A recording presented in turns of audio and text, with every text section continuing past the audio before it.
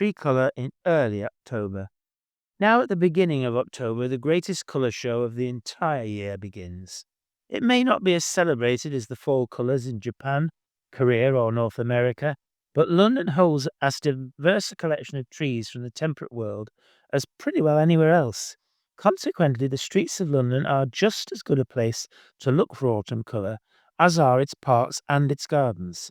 This is because so many of the better coloured tree cultivars are preferred for street planting, giving residents more all year round interest.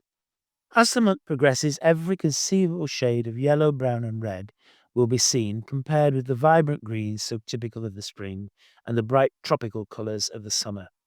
After a relatively slow start in August and September, from the first week of October, colours change ever more rapidly, usually peaking in the third week of the month.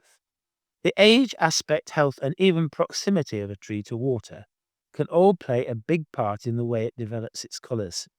This explains why trees of the same species growing near each other can differ so radically. Londoners are always planting their trees in semi-shade and then complaining about poor colour performance. A warm, sunny summer ensures the high sugar levels in leaves so necessary for good pigment production. Calm weather can slow down leaf fall, leading to less thinning later in the month and therefore a longer display. Frost is well known for adding an extra brilliance to some leaves, as well as bringing out the reds more. Any change in leaf colour often comes a little earlier in central London compared with the suburbs, so it may be worth visiting somewhere like St James's Park or Hyde Park early on to get a glimpse of what may lie ahead. The ideal time to enjoy autumn colour is either at dusk or dawn, when any reds are enhanced by the sun. A blue sky above gives an ideal contrast, and a slight wind may cause the leaves to rustle, possibly giving some added pleasure. At the beginning of the month, there is little change in the local oak and beech woods, although wild birch trees may be starting to turn yellow, and while ash trees are getting a little paler. Mixed deciduous woodland are also still very green, but the hornbeams in North London are beginning to turn a distinct turmeric colour, as are the endless fastigiate forms of this tree, Carpinus specialis fastigiata, planted in London streets. The cherries, horse chestnuts, and Persian irewoods that started changing last month are getting ever more colourful, and crab apples, as well as some poplars, are becoming noticeably more dappled. Any small colour changes in the burnums and whitebeams as yet tend to go unnoticed. It is mainly foreign trees that catch our eye, especially maples, sumacs, and hawthorns, as well as the claret ash, Fraxinus angustifolia raywood, and snowy mespil, Amelanchier levis. Now is a particularly good time to look at maples, especially the larger ones. Two of the most common are sycamores and Norway maples. Both are wild European species and neither colour that well. Fortunately, their cultivars do, and consequently can be found all over London. For example, Norway maple crimson king and sycamore atropurpureum. Our only wild native maple, although not in Scotland or Ireland, is the field maple, Acer campestre. It is its cultivar, Louisa Red Shine, that causes such excitement when planted in streets.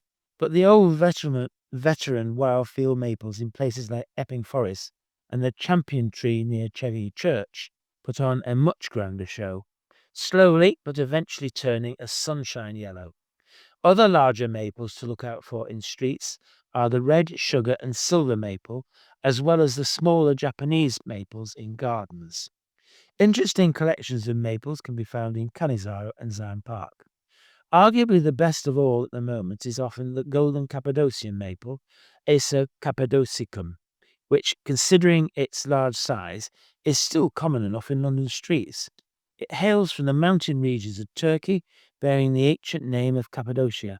Like the field maple, it turns completely yellow, but in this case a dramatic butter yellow.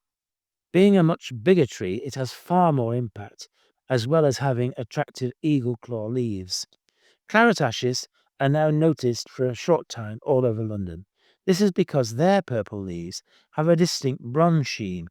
This tree has been toasted as a good street tree, as its leaflets are too small to block drains, its other habit of dropping entire branches seemingly having been ignored.